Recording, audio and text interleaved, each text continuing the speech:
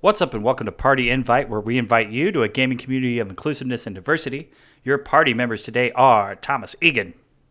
Hello. Carlos Gomez. Devi Hill. Hi. And I am your party leader, Chris Murray. Today we're going to talk about survival games and how Valheim changes the perceptions of the genre. But as always, let's start with what we've been playing. I'm going to go ahead and start off today because I haven't been able to play too much this past week.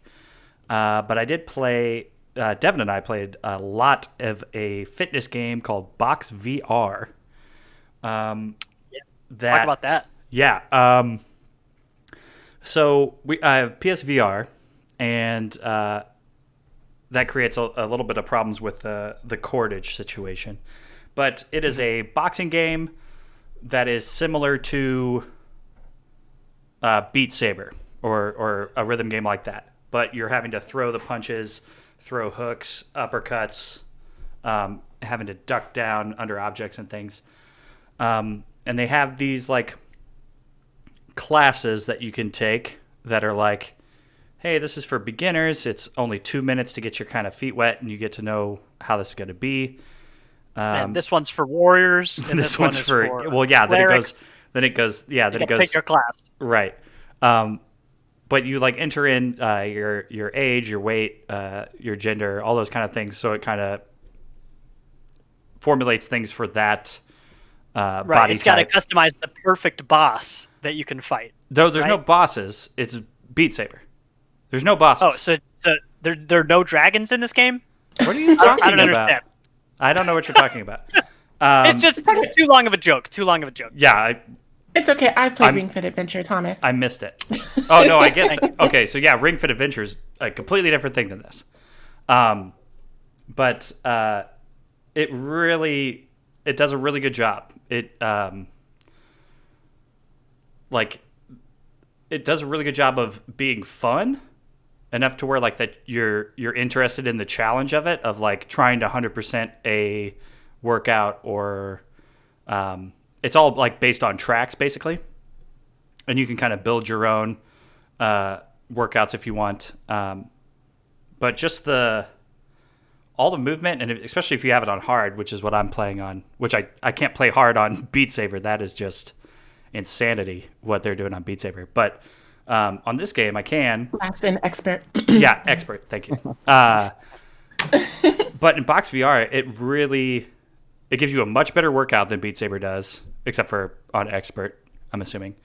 But it really fucking, like, we played for like 3 hours straight one day, and then the next day, like, we just couldn't, our arms were so worn out, like just incredibly workout sore, which I haven't been in a really long time. Thanks, quarantine. And yeah, it works wonders. I think it's only $30. That sounds right, because that's the same price as Beat Saber. But it's really fun. I'm surprised that it was one of those things where we would, like, I would do like a 10-minute workout, then hand it off to her. She would do a 10-minute workout, back and forth. And it does say right at the beginning, hey, be careful, don't overexert yourself. But it was fun enough, and like the challenge was there enough to be like, I think I'm going to do one more. I think I want to do another one. Let me try another one. Let me just keep going until the next day. Until the next day where you're like, arms are useless. But I'm sure it's probably the same with Ring Fit. And at least with Ring Fit, there's like a story, and it's a game, right? This is more like pop in, do your workout, pop out of it. But it's great. If you like Beat Saber or any sort of rhythm game, it's awesome for that. And if you're trying to get a workout while playing video games, in PSVR anyway, this is a good way to do it. And also, I think it's on Oculus and all those other kind of things as well.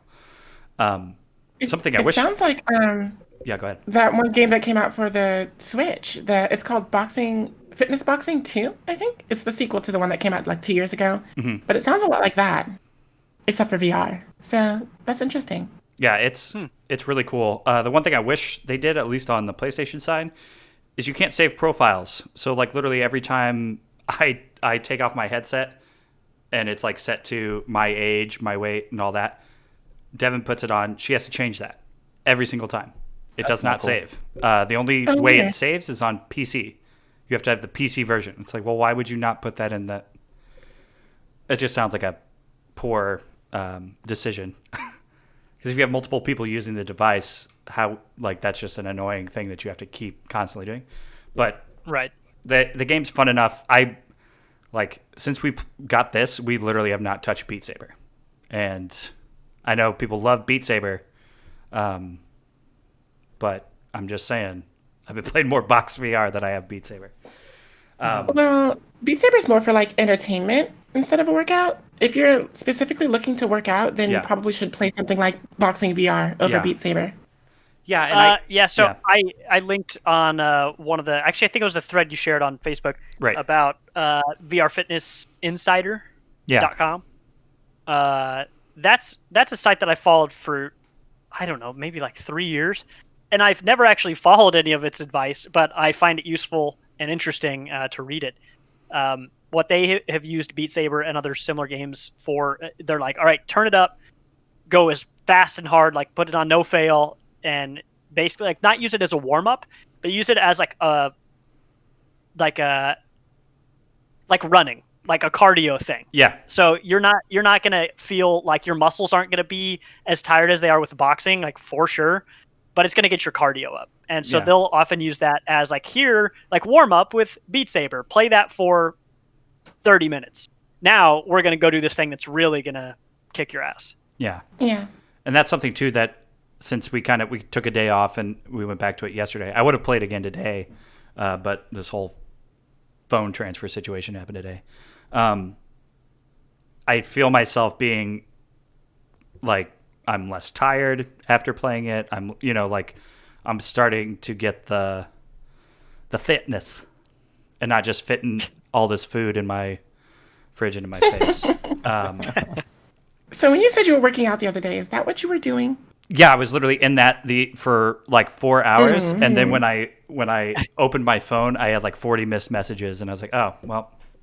So what we did is when one of us was doing the box VR, the other one was on the bike. So we just kind of okay bounced back and forth. We worked out way too much in one day, but the game was fun, so it just like kept us wanting to play it. But other than that, I dabbled in Jedi Fallen Order. I played the first little world that you go to in that. And then all over the internet, I was seeing this great thing that you could get the dual-bladed lightsaber really early in the game. I was like, oh, well, I'm going to do that. And something that was already kind of pushing against me in this game is its difficulty. Like in Jedi games or Star Wars games, like I'm not looking for a challenge. I'm looking to be a Jedi badass and run through all these people. Like a stormtrooper's not going to give a Jedi any problems, but in this game it does apparently. Like literally stormtroopers can't shoot, but in this one they can. Whatever. Anywho's, so I was like, yeah, I'm going to do that. I'm going to go get the double-bladed lightsaber. Then I'm like creating my own sort of like Star Wars story within its story, where it's like I have never seen a story or at least like an origin story about a Jedi with a dual-bladed saber. So I'm going to do that. So basically all it is the game allows you to do this. So it's not technically gaming the system, but when you first get to pick between which worlds you go to, there's like one that's like, hey, here's where your main mission is. And the other world is open to you to also go to. And you go there and you basically just run past all the enemies until you get to the dual-bladed lightsaber station. So nice. I was like, yeah, that seems easy enough. I watched a YouTube video and I was like, yeah, that seems fine. I can do that. And then I'll just go back and like go through the story. I got so damn frustrated on just running through the level that I was like, I am done with this. Like, I'm not playing this game anymore. There is like you were trying to game the system and it still got you. It still got me. But the stuff that was already pushing back on me was just the difficulty, like the parrying and all that kind of stuff. Those are just not my games. And I was hoping that this game maybe did it for me, right? Where I'd be like, oh, hey, yeah, I kind of like those games now. No, didn't do it for me. I thought maybe Nihon would do that for me. It didn't. I just don't think I'm a fan of Souls-likes So what's or... the next one you're Yeah, going to play? Souls Not going to work. Yeah, I feel like if you don't like that genre, I'd probably call it a day. Yeah, well, yeah, that's that's where I'm at now. Is just like, I just don't think it's for me. Well, and I think mainly it's the, like, what I expect from a Star Wars game, and hopping in there and knowing that it's a Souls-like, but being like, oh, this will be, but it'll be like with like fucking kid gloves on it. No, it's still pretty fucking difficult. Yeah, and like the difficult, lemon difficult. Right. Yeah. And the whole part that's like really frustrating was you have to like wall run and then jump onto this like little piece of wood and walk across that, wall run again to get to this ledge. But on that ledge are two guys shooting at you. So once you've run past all the enemies and you finally get to this room where you have to wall run and get up to the top, if you miss that jump once, which you will because the controls are shit, all of a sudden all those enemies that you just ran past are now in the room with you. Nice. So you are now trying to run around, not get hit by 5 enemies, and you still have the 2 up top that are shooting shit at you. So you get up to the top, like once you finally got up to the top and pulled yourself up, by the time you're like trying to block, you're getting shot off the top of that thing. And I'm just like, I'm not enjoying this whatsoever. And I was already having some problems with the parry system and the, just kind of the whole vibe of it. You know, I like something like Star Wars Unleashed. It was more what I was hoping for, and that's not at all. Oh yeah, those are not even close to similar. No. So yeah, I think that Souls-likes are just not for me. They're not ever going to be for me. I should stop trying. But I would agree with that. I always might suggest Lego Star Wars the series. Great series. Great series. I mean, it'll work out. Winnie had General. Yeah, those are great.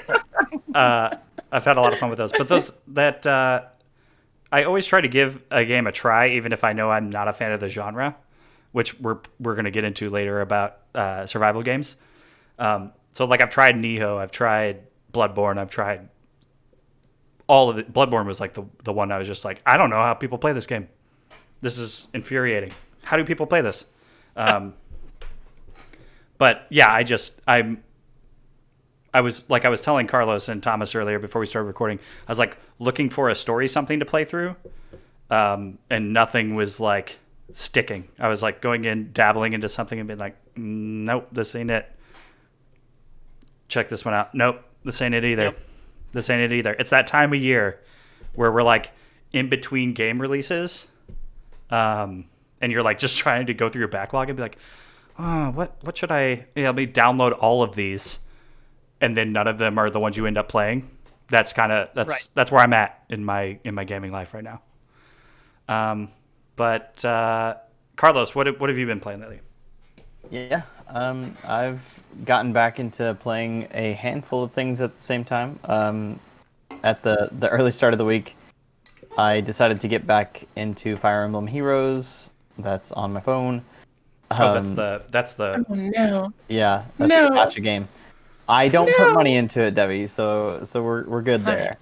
I think I put $2 into it way back when, because I probably played it the first 6 months. I probably played it a couple hundred hours. Holy shit! Yeah, it's a good game. I mean, it's Fire Emblem. So. It is really good. But at this point, it's up to book 5, and I played it extensively for the first year, and I am only in book 2 right now on the story progress. So, yeah, I'm just trying to catch up to a reasonable level. And I mean, there's so many characters to play. There's so many levels. Like, it's really thoughtless when you're going through the motions of the campaign chapters, but it still gives you the feels that any other Fire Emblem game will give you. And then, of course, with the Nintendo Direct yesterday, I had to check out the Triangle Strategy, Square Enix demo. I'm so excited about that game. It's gonna be really good. The How demo, are the of course, triangles? was How good. is the strategy? Well, they're all projects, so. Oh yeah, right. sorry. Yeah. Right. So the triangle part of it, I haven't even checked out yet because the main story beats are in one location. So I'm just going with those right now. But there are two other branching paths that you can take just in the demo. I have no idea how long the demo is, but I put an hour 45 into it last night.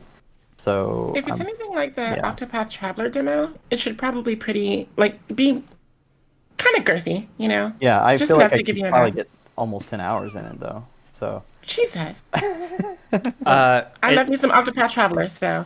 so Oh. were we right in our assessment that is more like Final Fantasy Tactics than Octopath Traveler? Yeah, definitely. Although it is, I feel like Octopath was just that one step past, past other RPGs, including Final Fantasy Tactics, as far as talkiness. The amount of dialogue in this game is ridiculous, in a mostly good way. It's In very, Project Triangle. yeah, in triangle strategy, like it's Tactics, so fun. triangle, strategy, project. You know, it's totally just going to be triangle strategy. But it's very fun. The art is gorgeous. The characters are pretty generic so far, but I think it's It's a going Squeenix somewhere. game, so that's to be expected. Yeah, yeah. Protect the crystal! Watch out for the poison! Although Squeenix. they did just in the first chapter, they already like gave away this potential plot point of the epic soldier hero dying in the first chapter and coming back somewhere down the line. But hey, it's still cool, even if it's derivative of like all the other JRPGs out there. And then the game that I completed this week, because I'm getting back into that whole killing my backlog thing, was Wide Ocean Big Jacket. It's so good. That So sounds good. like an indie title. I It love is- that cake song. It is very indie. It's Wide actually ocean, big jacket. the company that made it was Turnfollow. It's made up of two people and then like a couple other artists that joined them a little bit. And yeah, it's a fantastic game. It's not like something I could. Oh, it looks good. There's not a whole lot to compare it to, but it is basically a walking simulator, and then you've just got dialogue that you get to play through. It's barely an hour. There's a small like 15-minute addition to the main story that you can play, but it doesn't add a whole lot to it. But yeah, basically the chillest hour of gaming that you can have, especially when I was playing it in here when it was 40 degrees, just in my workstation spot in my house, like. Very chill. And it's a summertime game, and it gave me those vibes inside and out. Super funny. Like it's basically just an aunt and uncle take their niece and her boyfriend, quote unquote, on a camping trip, and you just experience the camping trip. It's super fun. I can't recommend it any more so. It's as of right now, it's $2 on Switch. So you're really not missing out if you What? No Nintendo you tax? buy it. Yeah, just it's $2 on. Well, it's on sale for $2. It's normally $8. But yeah, I would say definitely pick it up on Switch if you got the whole $2 right now. I think it's on sale for another day, maybe a few more days. But if you just need something to chill out and something that's like it really reminded me of the comedy of like Juno. There's a whole section of the game where you're looking for a place to pee. And it's just the funniest stuff. And the character that you play is just this naive but also very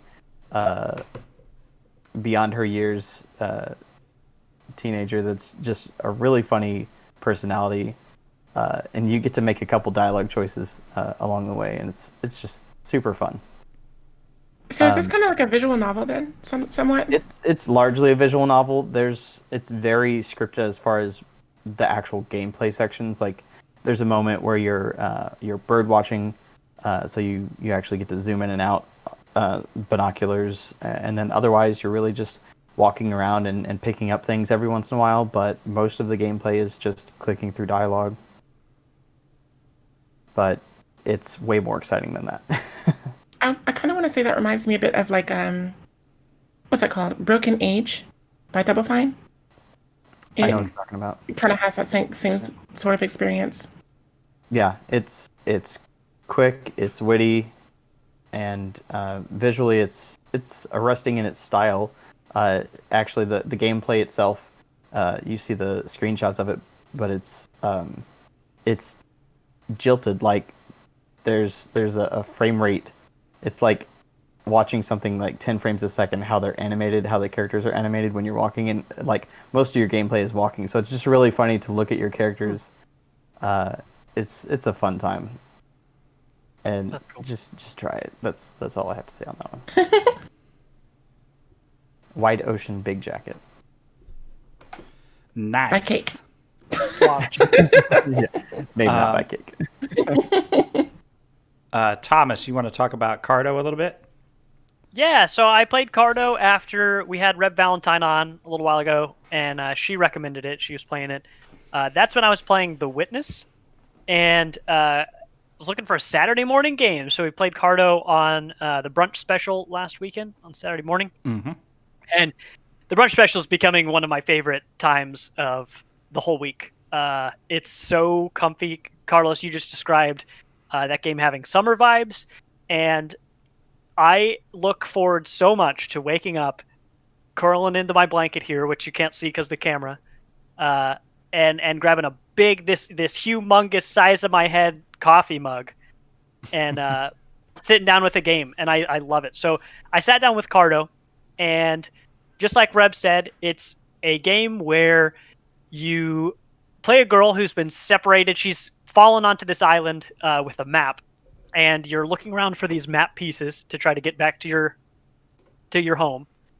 And as you build this map physically, like for yourself, it rearranges the world. So you find a map piece and you're on the grasslands and you see a piece of forest and you see someone near that forest and they say, hey, you should go find so-and-so.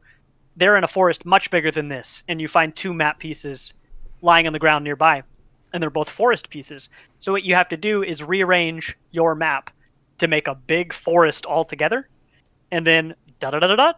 Now there's a big forest you can walk into, and then when you walk into it, there's the character you need to find. Oh, And fun. it just has this easy gameplay loop where the game wants you to succeed. There are some minor puzzles. The biggest puzzle I got to at the end of the stream, I played for about 2.5 hours or so. I'm definitely going to beat the game this weekend. So hopefully by the time this podcast goes up, I think 5.5 to 6 hour game. So I got one puzzle that was a little bit difficult, but only because I was just being dumb. Because I was assuming very little of it. So I wasn't very good at solving this puzzle. Anyway, the game wants you to succeed. It will tell you something, and then you've got to figure out how to do it. There are 3 areas that I've been in so far. They've each had a small minor mechanic that you've kind of got to figure out. But it really scratches the itch of exploration, and it's just a snap for your eyes. The art style is great. The writing is charming and very. It feels like you're reading a book. I mean, it feels like you're reading a book about someone in a faraway land, meeting wonderful people and trying to find their way home. And that's exactly what it is. I love it. I should. Who made that game? I'm gonna look this up here in a second and come back to it. The power of internet. That game is great. So that's Cardo. All it is rearrange your map to explore the world, but the gameplay loop is so satisfying, and I really recommend it. I'm playing it on Game Pass. I think normally it is $20. And I believe it's on all parts of Game Pass, and you can also play it on touch. So Yes, you can. Definitely worth trying. It is developed by Sunhead Games and is published by Humble Games. Yep. Oh, nice. An independent game studio in Taiwan, this says. Oh, fun. So it's cool. It's very it had like you're on islands pretty much the whole time. That's mostly true. But there are island people, there are forest people. I liked in the forest area, you find these people with their companions. Like you find 3 hunters, and each hunter has a different companion. And I liked that it felt pretty true to old folklore of, especially like European and Eastern European folklore. There was like clearly like a Russian guy, like an Eastern European guy, and then there were 2 versions of huntsmen that you might find in a typical European fable. But I really like that. It just feels like you're in like a fabled book, like a children's fable book, and I like it a lot. So yeah, $20 or find it on Game Pass on Xbox and PC. It's Cardo. I'm pretty sure it's available on Switch as well. This would make an excellent Switch game, by the way. I'm surprised it's not already. It sounds like it would be like a perfect fit for that system. Well, no, I'm saying it is a Switch game, and if you aren't sure, like if you have to buy it, if you don't have Game Pass, then I would recommend buying it on Switch. Okay. That's not where I'm playing it, but if I didn't have Game Pass, that's where I would play it. It's $20, so. I'd say it's worth $20. It's 6 hours, and they're a good, charming 6 hours. It's a very watchable game. So, I mean, last week we talked about Valentine's game, or 2 weeks ago we talked about Valentine's games. When was Valentine's Day? Time is stupid. Wait, was 4 days ago. Yeah, maybe it was last week. Yeah, so I guess it was our last episode. I don't know. But the point is, we've talked about games that you can play with someone watching you, your partner or your kid or whoever. This is a really good game for that. Mm-hmm. So, I played none of the games I recommended, by the way. Debbie, I forget, as a follow-up from last week, have you played Sayonara Wild Hearts yet? No, I watched Bowser play. That's right. Well, that game is a snack. So good. Well, what did you play this week, Debbie?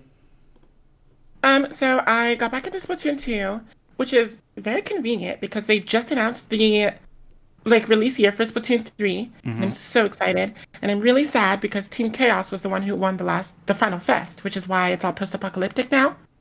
I really wanted to see the futuristic chrome Logan's Run appeal of Team Order if they had won, but they didn't, so we got Mad Max. It's fine, I guess. So did they for real decide the aesthetic of the next game based on who won? Oh, that's cool. That's what they did with the last game too. So the final fest was in Splatoon 1 was you have to choose a side between Callie and Marie, which were the pop idols from the last game. In Splatoon 2 we have Marina and Pearl. Marina, who I've cosplayed before, and they're called Off the Hook. But the last ones are the Squid Sisters, Callie and Marie, and they're more like poppy, like J-poppy sort of, rather than Off the Hook's like techno rap mix. But the final fest for that one was between Callie and Marie, and Marie won. So in the lore, Callie was so distraught that she ended up running away. And so the campaign of the story for Splatoon 2 is Marie is enlisting your help to find Callie. That's really wild. I had no idea that that's how all of this went down. So, oh yeah, Splatoon is one of the most well-written Nintendo IPs of all time. Don't at me. It's the truth. It is so good. Even the DLC, which is the Octo expansion, made me cry. The story for that game made me cry. Octopath Traveler crossover? I wish that would be so cool. You're a kid now. You're a squid now. You're a sacrificial priest in the middle of it. No. So with the trailer for 3, what we were having a hard time wrapping our head around when we were on that little video call with Scary Gary. Yeah, we discovered how Facebook watch parties work. Yep. Little jank. It's quite jank. Yeah, a little jank. But is there a big single player element happening here? Because it kind of looked like Yeah. you were walking around and it was almost like an open world type thing, and then you hopped onto the bus and that took you to a city, which then they started doing like the multiplayer battles. And I always assumed that Splatoon was just like multiplayer stuff, and that was kind of its whole thing. Nope. Splatoon has always had a single player campaign, and it is tough. It is very hard, especially if you go for 1,000%, which I have. Which is you complete. You're given a weapon at the beginning of every level that you have to complete the weapon or the level with, but then you can go back and play the level up to 3 more times with different weapons, and then each weapon poses like a different challenge for the level. And so that's when you go back and you test your difficulty and you know how the weapons and everything. But if I were to liken the campaign gameplay to anything, it would probably be Super Mario Sunshine. Really?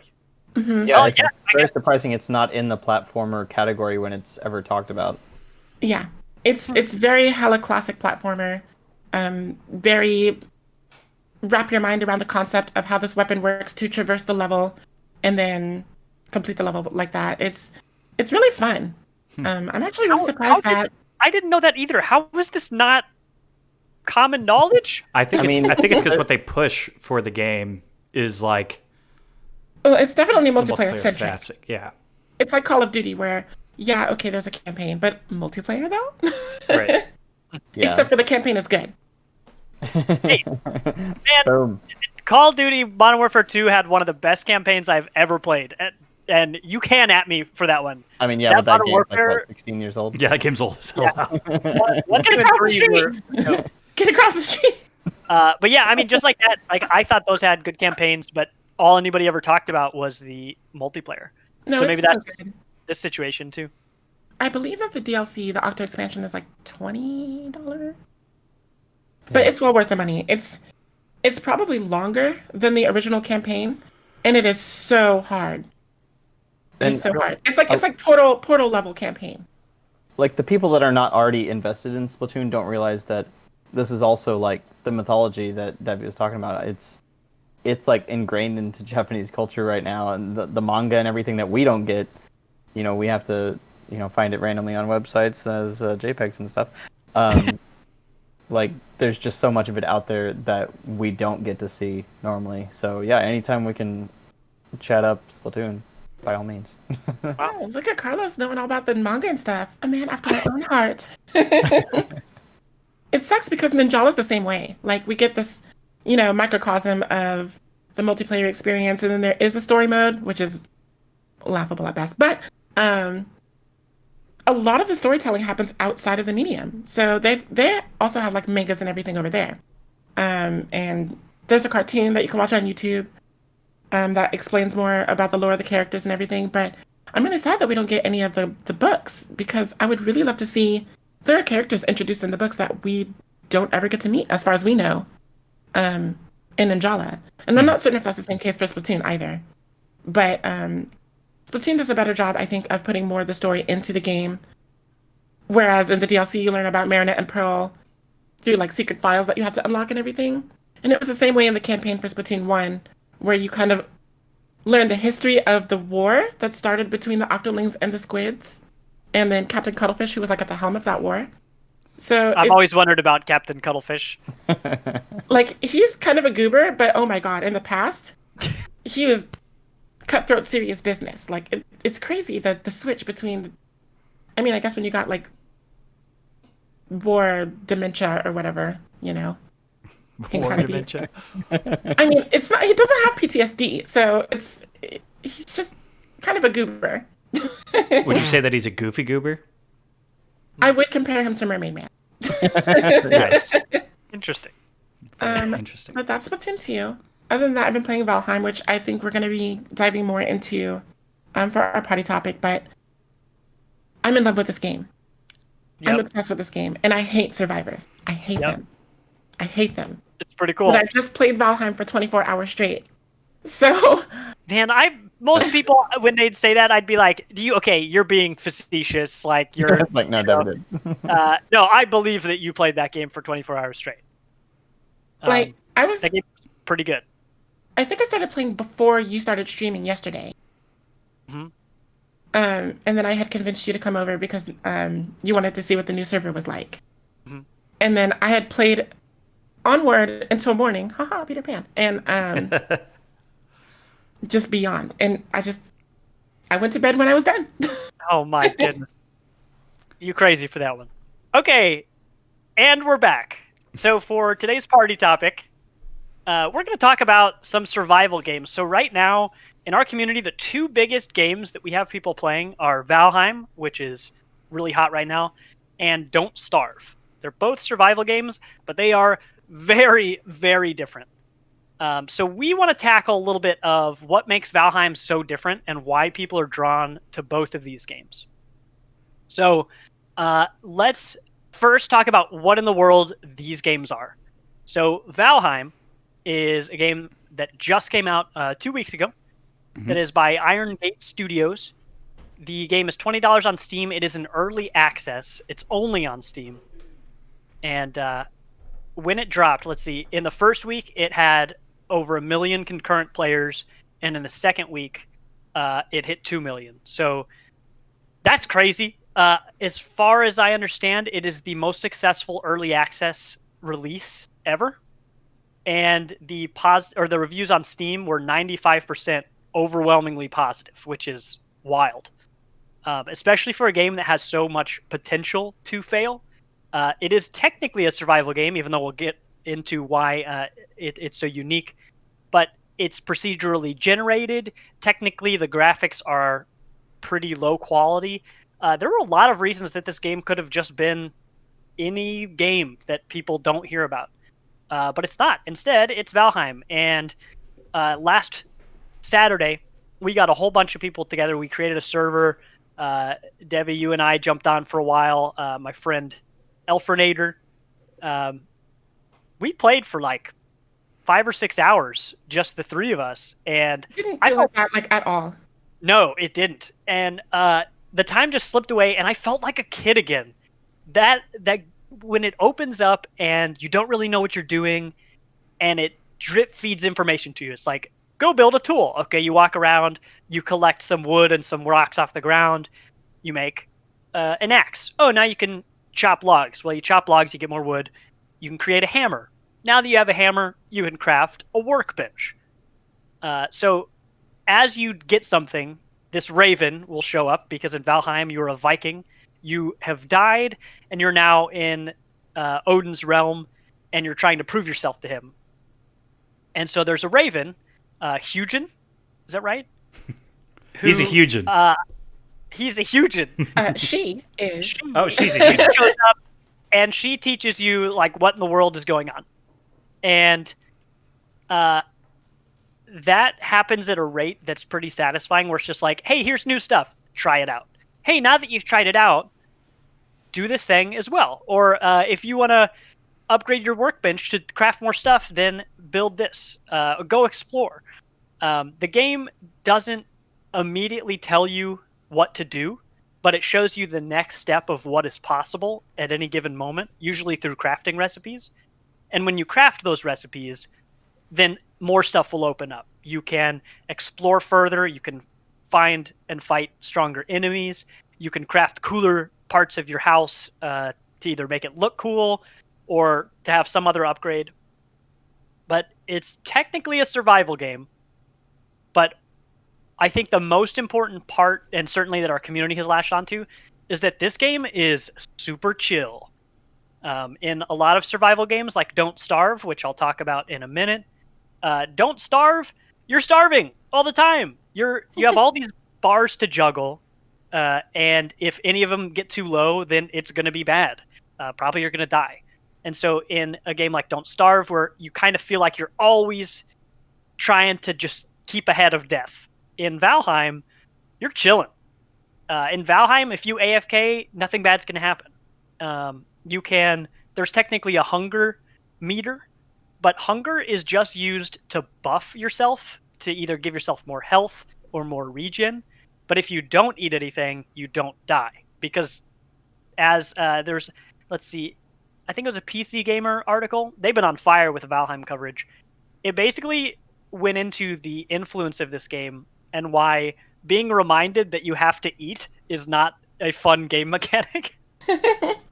And Yeah, I like how in Valheim it's just like you could eat another bite. It's like you're dying, you know. right. But in Valheim, it's like you can eat if you want. I mean, it's okay. Just whatever you It's feel like, like. just let you know, it's your grandma showing up, just being like, "Hey, I'm just trying to make sure you're eating." Have That's you it. eaten today? Did you eat your chocolate? The day that we discover how to craft chocolate, man, I'm gonna send you something that like Debbie will have won the day. It's a real life achievement. Yay, chocolates from Thomas. A dream come true. So Valheim is a lot of fun. When I describe it like that, it just sounds like a survival and exploration game, which it is. But the gameplay loop of exploring and discovering and crafting a new item and then opening, like seeing before you the possibilities of what you could do next is a really nice gameplay loop. And this game would probably be pretty cool if it was a single player game, but it's a multiplayer game. You can play it by yourself, but it's a multiplayer game, and the social aspect of exploring with your friends, especially when you're all pretty new, that is where this game pops. I would say if you have not played any Valheim yet and you're interested, I would actually recommend either playing by yourself for a little bit or much better, try to find someone else who is brand new just like you. Because discovering things together is the best in that game. I had so much fun just going around and being like, "Whoa, have you seen such and such? Oh, no, I haven't. I'll be right there." And you all huddle together and you're like, "Wow, look at this crazy enemy." Or, "Hey, is this like a dungeon we can go into?" Those moments are fantastic. And in a year full, today it's 2021, I guess, and not 2020 anymore. But at a time where we've been inside and I've really talked about loving these more casual or low res social games like Phasmophobia, Right. Among Us, things like that.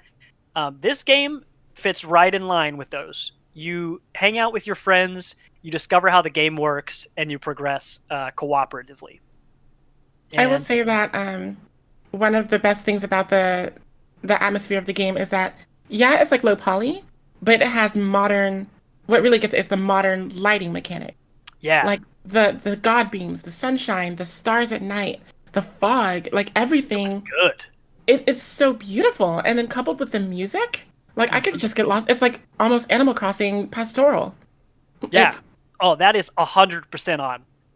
I've watched a bunch of streams now where mostly I just have it on because I like the music. It's especially if I can find a real chill streamer. It's the music and then somebody just being like, "Oh, let's see what's over here. Oh, this is great. Well, I'm done with this. I'm gonna go back and I'm gonna build a house." And it's just very take it at your own pace. Yeah, maybe it has more in common with Animal Crossing than I give it credit for. Because Animal Crossing, not a survival game. But you know what? Actually, that's a perfect segue because Animal Crossing came out last March, came out at the beginning-ish of the pandemic, and I enjoyed it for a little bit. I especially spent a lot of time on the couch next to Lizzie while she was playing that game. And it got to a point where I could see why she was loving it so much, but I kid you not, I had the thought, I like this game, but I wish it was trying to kill me. That's a real thought that I had, and that was when I went and I picked up again the game Don't Starve. So Don't Starve is a game that a friend of mine recommended to me a while back. My friend Christina and I played it. So you get into Don't Starve, and the game doesn't tell you how to do anything. To compare this, so I'm going to mostly shift to Don't Starve, tell you guys what it's about, and then I'm going to compare that to Valheim. So Don't Starve is hard AF. That game doesn't tell you how to do anything, and it's completely about experimenting and discovering everything yourself. So the difference between Valheim is that the game really is always trying to kill you. It's a traditional survival game where you've got a hunger bar, a health bar, and in this one you have a sanity bar. There are all sorts of different things that have all sorts of different impacts on those three bars, but that's up to you to figure it out. The game doesn't tell you that you need fire at night. If you don't have a fire, you'll die. You'll just straight up die on the very first night. You can collect berries and carrots and meat, but if you really want to make it good, you need to discover how to make a crock pot and cook real food. It's a game that really has that loop of it's kind of like the game Limbo, where it's going to teach you something by probably killing you or almost killing you first. It's like you're going to fail first, and then you're going to do the correct thing next time. And that, if you like survival games, Don't Starve is a whole lot of fun. I've been avoiding the Wikipedia because to figure out that stuff on your own while you're constantly managing these bars of trying to keep your sanity up, trying to eat enough food and not freeze to death, because winter in that game is ridiculous. It's so hard. It's so hard. I feel like we're facing that right now. Like Don't Starve's winter is what's happening to us right now. Yeah, that's Fucking exactly right. Except we have housing. It hurts to be outside. Yeah. So Don't Starve is more of a traditional survival game. I like it a lot. We have almost 8 people playing in our community right now, which is pretty great. And here's a plug for on Wednesday nights, we're streaming from the Party Invite channel for as long as we continue to have players. So every Wednesday from our Twitch, you can expect to see some Don't Starve. So there's more I could tell you, but I really like that game. There is so much I have yet to discover because I usually freeze to death in winter. So I've only seen spring and summer in that game once. But what I would really recommend is if any of this, if my passion about that game sparks your interest, check out one of our streams, because much like Valheim, playing that game by yourself is fun, but playing it with other people as you're discovering things together, that's what makes that game pop. Like, I would rather, Chris, if I was playing with you, I'd be like, wow, Chris went over and attacked that buffalo-looking thing, and he immediately died. I'm not going to do that. I'm not going to do that. I'm not going to do that. And that really is what a lot of the game is you experiment with something, and you're like, oh, hey, friend, I just discovered blah, blah, blah. I just discovered if you cook these foods together, you get something cool. So, it's crazy how the antithesis of that experience in Don't Starve is to your experience in Valheim. Because in Valheim, you in particular, Thomas, always seem to find the hordes of enemies. Just go off on your own. Oh, hey, is that a skeleton? Oh, is that an army of skeletons? And a troll. Oh, how about that? Okay, yeah, I need help.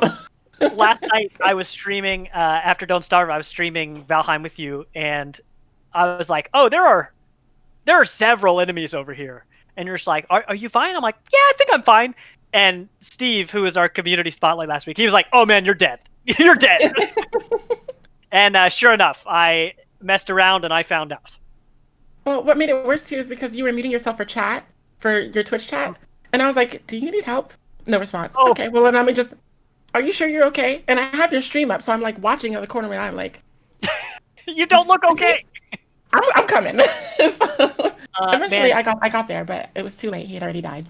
The most dangerous part of Valheim is when you accidentally mute your Discord. That's the struggle. We need proximity chat. That would be really cool. Oh, that would be cool. My kind of question with Valheim is, because as someone who doesn't play, the most time I've probably spent in a survival game is probably original No Man's Sky, the early versions of that, and even when I got back into it just recently in VR, that game is a grind. It does not value your time whatsoever, and to do anything, you have to collect 200 of this certain object and this certain object, and it's a lot of gathering of materials so that you don't die or to be able to use a thing. Do you find that there's a lot of that in Valheim where you have to you find yourself constantly going out just to chop wood just so you have stuff to do things okay, with? So it feels grindy in that way is what I mean in other survival games. I would like Debbie to answer this because she might have a different answer than me, but when we played with the three of us for several hours, so there's no pressure to do anything. So I discovered, I was like, I really want to build a house. And so I spent a huge amount of time poorly building a chimney and dropping wood. I just accidentally deleted the roof all over everybody several times. But what happened there was I was using a ton of resources, but Debbie was off doing her own thing and building her cool mansion, and my friend Elfernator was just exploring the forest. So each time he would fill up his inventory and he'd come back, he'd be like, hey, I found this cool item over here, and here's some wood I found on the way. And so each time that he would come back from exploring, he would just drop off materials to me. So it was fun in that way because I had all I had to do was ask and I would receive. I would just be like, hey, I know I haven't been helping you in combat at all, but if you could bring some wood back home, that'd be great. And since he was just picking it up on his travels, just as you walk around, sometimes you can purposely, chop trees if you want. It was nice for me because I just constantly had resources. If I wanted to only build, which is definitely a small portion of that game that I just chose to focus on, if I only wanted to build, then yeah, I definitely have to go chop a lot of wood. But because I had teammates who were just exploring the world, I really didn't have any limitations, which I think is another testament of why you should totally play this with a crew. Yeah. And something I would else. say, in my experience with the resources and everything, the only time that it ever hits a wall, and it's a very small wall, is when you have to start smelting metal. Because there are like generators that you use to like smelt the metal, and then you have to run that with coal, and then coal you just make by burning wood. So it's a very small wall, but that's the only one that I've come across. Okay. It's not very grindy at all because you put everything in the smelter and then you can just go about doing your business, exploring the world or whatever, and you come back and then all your metal's right there. Okay. So it goes while you're doing whatever you're doing. And also if you go to bed, and this goes for anything that takes time to do. So like growing trees or burning wood to make coal. If you go to sleep, everything happens while you're sleeping. So it's like fast traveling time. You'll wake up and then everything's there. Okay. So if you're in multiplayer, if you all go to sleep at the same time, like Minecraft, it'll kick you over to the next morning. Gotcha. Right, and then everything will be done. As well, different kinds of tree will also still give you the base wood type, as well as like their own special kind of wood. So there's not really a shortage of wood as a resource. Okay. As far as that goes. So you're not finding yourself having to go out and constantly chop trees down for like the base wood or whatever, because if you chop down a different kind of tree, you're still going to get the base wood. And you can plant more trees to replace the ones that you chop down and have like a tree farm or do whatever it is That's cool. I've picked up a pine cone before, but I've never figured out how to plant it. Probably because I was too busy with that chimney. But And so I guess the PvP aspect of this doesn't exist if you're on your own private server. Is that kind of what I'm getting at there? Okay, you can toggle it. Okay. It's like an on and off feature. Okay. And so people can only get into your server with the password. There are no servers that don't have passwords. Okay. So because that was something no one can accidentally get into your server. Yeah, that's like something a friend of the pod, Justin Walker, would play Ark. And then he'd be like, hey, yeah, and we didn't play for like a couple weeks, and we came back and all of our shit was destroyed and stolen because a raiding band came through and like took out all of our stuff. And I was like, in a game that you take so much time just to like gather supplies and things like that just sounds like the exact opposite of what I would want from a game, Yeah. I would say when I've heard you talk about survival games, when you say like the grind, I think where I see appeal and you see setback is like even with No Man's Sky.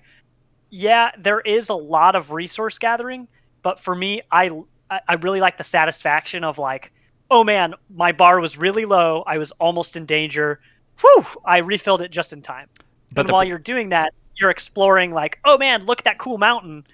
And so like something will happen even in Don't Starve where I'm like, oh, look at this cool area. Oh crap, I'm about to starve. Well, that's And so then I've got to be like, oh yeah, I gotta the get back to what I was the doing. problem with a game like No Man's Sky is you could land on a planet that doesn't have the thing you need, and now you're just screwed. Like you're gonna have to like just keep wandering the planet and figure it out. You can see what's on a planet before you land on it. Not in early game, you cannot. You could scan it and it kind of shows you some things, but early on in that game, you don't understand that if I land on this planet and there's no carbon, I can't get off this planet. Like those kind of things. Like you just don't. Sounds unfortunate. Yeah, that's like, you know what I mean? Like most of the time you're going to be able to find those base things. At least maybe it's different now since they've updated it so many damn times. But like early on, I remember like one of my saves was just lost because I didn't have the stuff to get off of the planet. Like I couldn't refill the engines. But yeah, so that's good that you can toggle the PvP thing, because that's something in those games that it's always like just not appealing to me, of people being able to come in and kind of wipe. Like it's the appeal of it is that you're in this massive, thing with other players and all this, and that's fun and all. But if you lose everything, that's not that fun. Dude, there's a you really don't need any mode. PvP in Valheim because everything does a really good job of killing you on its own. Yeah, and that's kind of what I was going to ask. There's a PvP mode. There's a PvP mode in Don't Starve. Like when you start the world, you can be like, is it a social, cooperative, survival, or PvP or something like that? And I'm thinking like, dude, I can't survive on my own. You're telling me that I would have to think about another player walking up and attacking me? Like, no way. No way. That just seems wild. Yeah, and I don't have any interest in PvP in either of those games. In Valheim, what are the like dangers you're like? So you're exploring a lot and you're like running into like hordes of enemies and things like that. But I heard you say something about a dungeon earlier, Thomas, or something like that. Just kind of in our. So it really felt like an old computer RPG, to be honest. There were like, you can have up to 10 people on a server at one time. Okay. And we had either 5. I think we had 5 of us that went into. We were like, oh, there are skeletons over here. Oh, we can go underground over here. Let's check it out. So we walk in, and it's this very close corridors, underground, cavey looking thing. And the sounds in there, so unsettling. They're spooky. And so we go in there, we fight some skeletons, we get some loot, we find some cool stuff we've never seen. It's short and sweet. It's not like a dungeon in a typical RPG where there's like a boss at the end or anything. But we found a few of those in that area we were in, and it was fun. I mean, there wasn't like a name to it or anything. We just found it. But that's kind of the draw of walking around in that world, is you just find stuff and you can ignore it or you can check it out. Like I've said, there's just no pressure to do anything. It's just you being like, wow, that looks cool. Let's check it out. But there are so come on, fam. So my question really is like, what is the point? Like, is there like, because there are bosses, right? Like that you fight. Yeah. I mean, I'd forgotten there was, and we finally fought one yesterday, and Debbie was like, "Oh yeah, they hyped this boss up, but it's a pushover." And sure enough, it was a pushover. Yeah, like right before you go to the sacrificial altar to summon Ether, Hugin is just like, "This is a Forsaken. You have to have your best armor and your best weaponry, and have a meal before you fight." And then, so I was just spending my time, prepping up for that. And I finally fight him on my own server, and I'm like, "Oh." Dude, straight up, the only thing that mattered was that you ate food before you fought him. That's it. So Like that's just the first boss too, And there's like 7 bosses ish, and I mean that we know of. So I don't know. I mean, I expect them to get exorbitantly harder. Yeah. Yeah, I saw a screenshot on one of the PC Gamer articles, and I was like, that doesn't look anything like it. Like I haven't seen that enemy or that environment before. That seems interesting. Yeah, and it's crazy because since it's all procedurally generated, there aren't any clues as to, like, I think you always do start out in the meadows. When you first generate your server, I think you always do. Yeah. Just because it's like the peaceful, base home bio or whatever.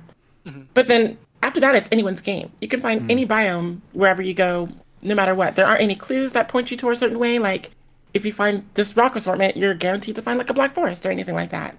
Or like if you head south, you'll always find a mountain, a snow mountain. You know, it's always procedurally generated. It's always different. Something that always kind of bothered me about a game like No Man's Sky is like, what am I doing this for?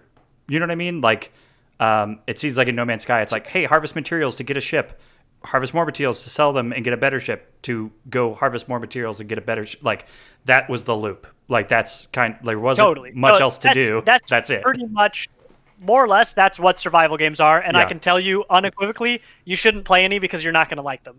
You shouldn't try a new one because you're not going to like that one either. It is like in Don't Starve. I've heard that there's a way that you can beat that game, but for me, the loop of just being able to survive another day is the reward. Like the reward is the sun came out and you're not dead yet. Do it again. Well, it's something like Valheim too, with it being in early access, there could be a like, and especially with the way it's diving into lore, there could be eventually something that's actually like the carrot on the end of the stick instead of there's another stick and another carrot, another stick and another carrot. That's just, it's kind of the same carrot and stick the entire time. There already is kind of a carrot on the stick because like the whole end game is beat all the bosses and you ascend to Valhalla, or not Valhalla. Valhalla. See, that's more what I was kind of like getting at is like, what are you trying to do besides just explore and forage and build stuff? You know, like we're in No Man's Sky. It's a voice calling to you, but all that stuff doesn't ever get anywhere, right? Like it never progresses to a point where it's like, oh, I'm actually getting answers of like what this universe is or what's happening here, you know. But at least with this, it's kind of grounded in the Norse lore. I say grounded, but it's you know, mythology and stuff. But if you're working your way to ascend to Valhalla, that gives you more of a like, here's the beginning and here's the end sort of, but there's a lot going on in the in-between. Yeah, Ode's going to call me up and be like, yo, what's taking so long? I'll be like, oh, I forgot you needed me to do something. Yeah. There's a war going over here. We need you. Well, that's good. And it's only $20 too, right? So it's cheap. It's an early access, so you know, and with its success, they're going to iterate and iterate and iterate. My only thing that kind of stops me a little bit is I don't think the game looks very good.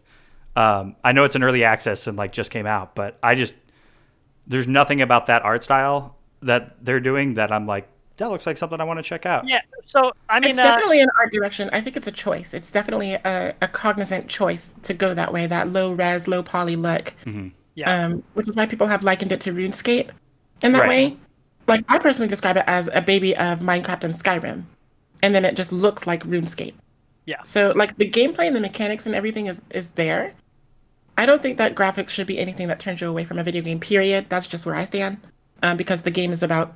It's called a game. Right. So it's like about the game play. Yeah. It's not a video art. You know what I mean? So like, I mean, it could be. I mean, Cardo felt like video art. Yeah.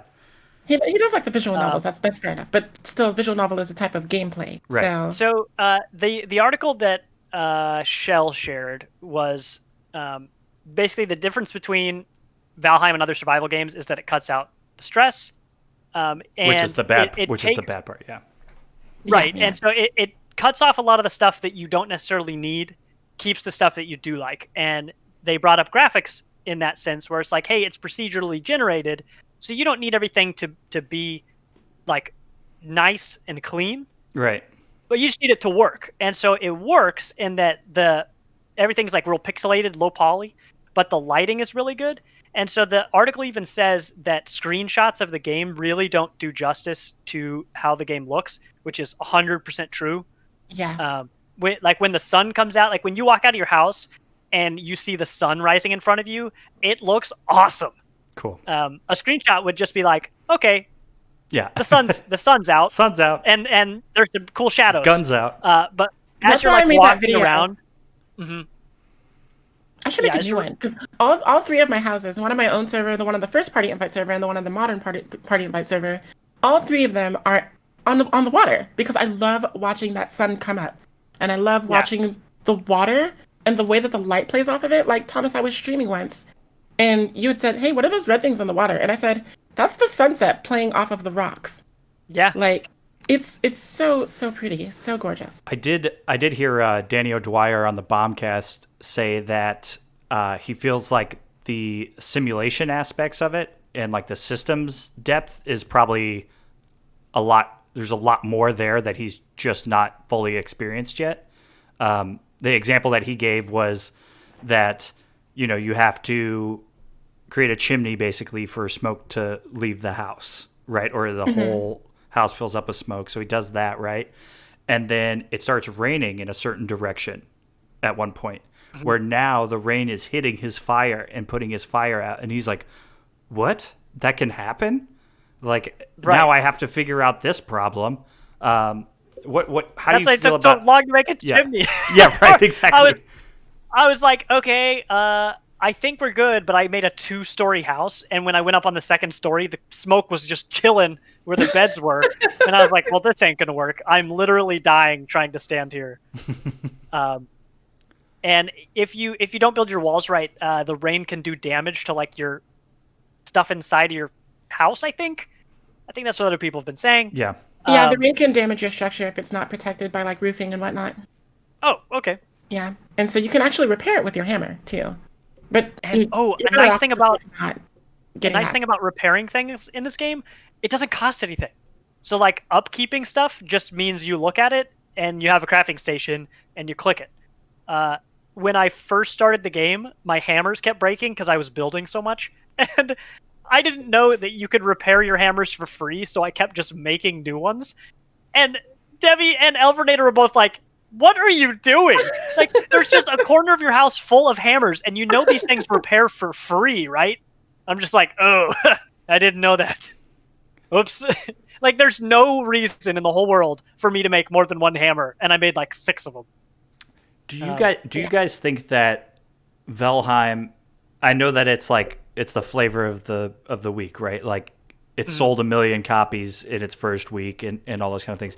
Do you feel like this is drawn? Well, we've already kind of it, but do you think it is something that people are going to stick with, or do you think this is like a Fall Guys type situation where Fall Guys did incredible numbers off the bat and then kind of faded back a bit, or do you think this is like something that's here to stay?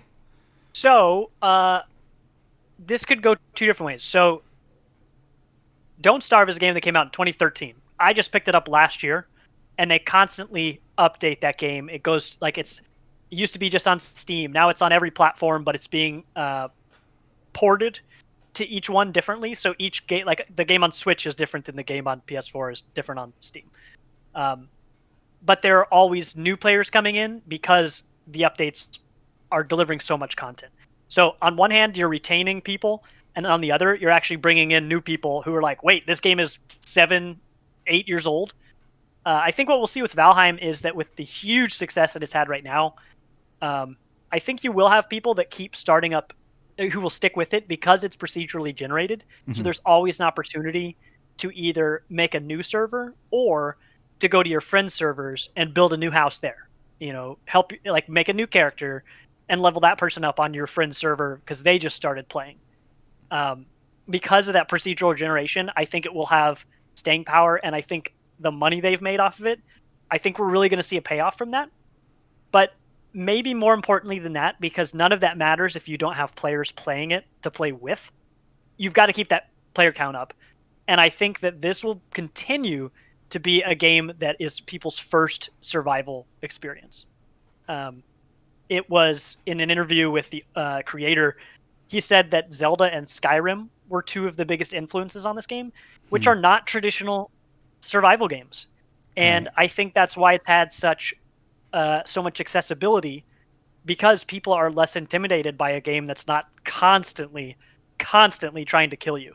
So I think for a lot of people, this will continue to be their first step into the genre this year, next year, the year after that. I really hope. I really hope that this will have some staying power. Yeah, I agree. Like, I wake up every day now, and it's like the first thing I think about. Like I want to log on and like go exploring and listen to the music and gather resources and everything. And I despise survival games. Like I hate them. Well, hated, I guess, since Valheim kind of took my heart. Right. But like all of the conventions of a survival game that I hated, it still has, but it eschews all of the like bad parts of those parts. So like I hated managing hunger.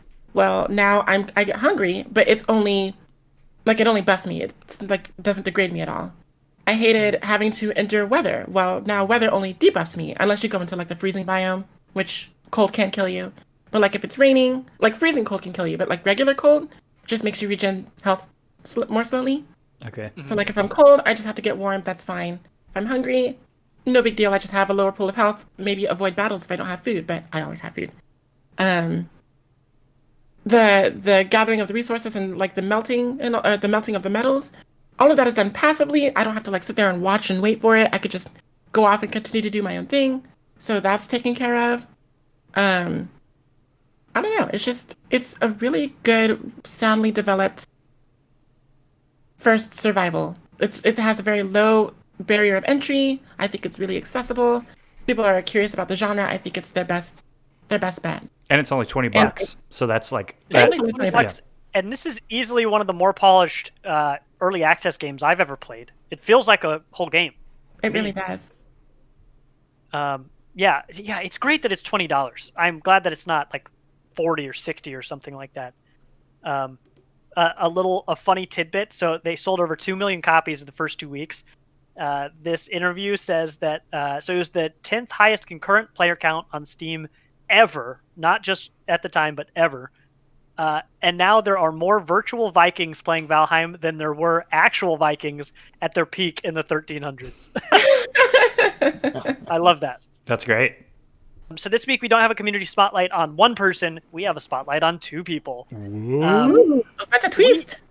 So we will have a future actual spotlight on these individuals, but we have two community mods. We have two new community moderators, Shell and Morgan. They are Yup Dat Shell and QB on Twitch and Twitter. They are fantastic people. They've been on the first experiences I ever had with Among Us were with the two of them. I've known Shell for a few years, but those experiences were awesome, and they are the kind of people that make you feel welcome as soon as you walk in. Like, they don't have to know you. They're just very kind and helpful and patient. Just find them on our Facebook page or on Discord. You can see them on the list of moderators. Mm-hmm. But we're super happy to have them. Our team of mods is growing. So, you can expect to see more of them in the future as well. We have Don't Starve Wednesdays. We're playing Don't Starve together. The tough thing about that game, you can't pause it.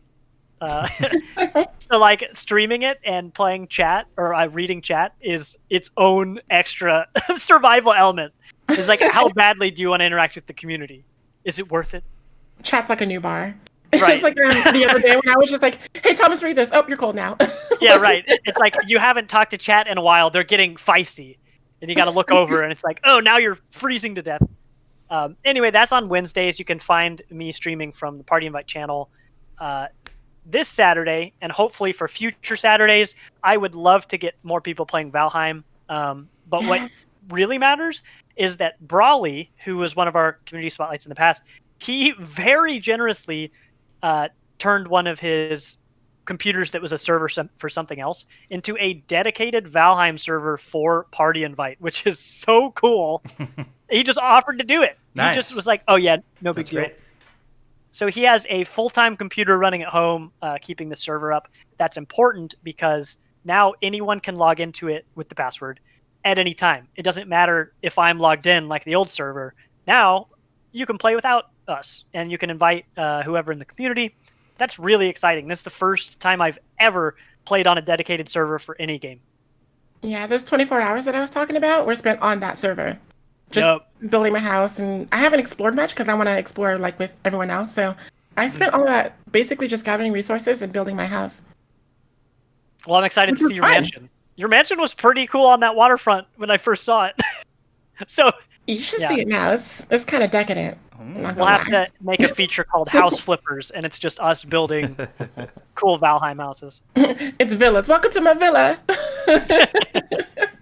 Carlos, do you want to let everybody know where they can go find us? Yeah, they should definitely go to. Very first thing for me would be anchor.fm. You can look us up for Party Invite.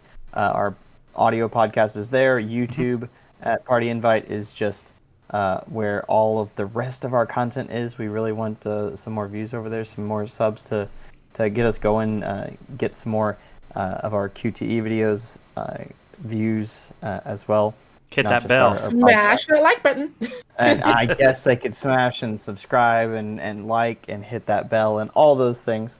And of course we You sound like flirting with a Zoomer. You want to hit that bell. You want to smash that button. right. Of course we're also on Twitter as Party Invite, and our Twitch as Party Invite Show. We are definitely getting a lot more work on there, and Oh yeah. getting some more traction. We are just about at 50 followers, right? So it's a good time wherever you find us. And of course, the most active community is our Facebook group under Party Invite, and our Discord. I mean, what is that place that people can go to, Devi, to get It's all the links? linktr.ee/partyinvite. That's right. If that's too much of like a mental load to handle, just go to there. We have everything listed. Yep, and I'll take That's it to right. everything. And we've got the website partyinvite.games and all this stuff, and we are looking to put a lot more out there. So hit us up, no matter where you are. Yeah. I think that's going to do it for our episode this week. Thank you all for listening, and we will catch you next time. Bye, everyone.